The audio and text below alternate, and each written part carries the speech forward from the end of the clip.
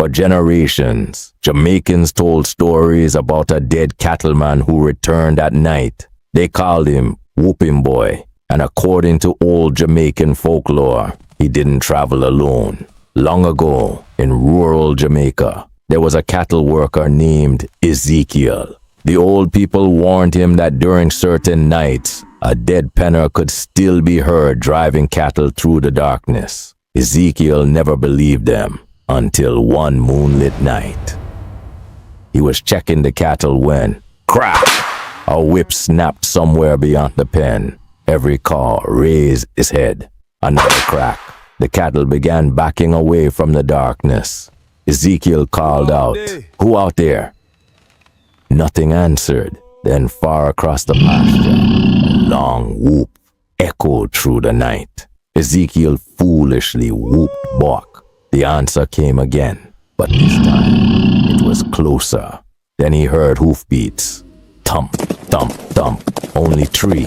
The cattle went wild, and out of the moonlight came something Ezekiel would remember for the rest of his life. A shadowy cattleman sat astride a huge black horse, but the horse had only 3 legs, 1 in front, 2 behind, and somehow it was running faster than any horse Ezekiel had ever seen. Ezekiel remembered the stories. Whooping Boy and the 3-foot horse.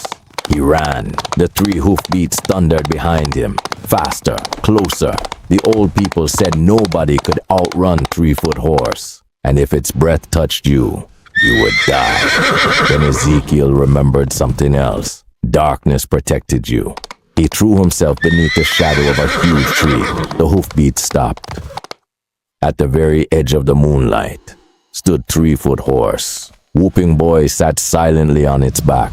The horse lowered its head and breathed. A pale mist rolled from its nostrils, but never entered the shadow. Then crack! Whooping Boy snapped his whip. The creature turned and disappeared into the Jamaican night.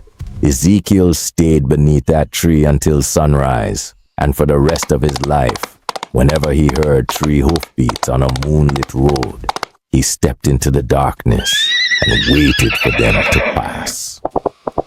Because Whooping Boy and a 3-foot horse weren't invented for this story. Jamaicans were telling stories about them more than 100 years ago.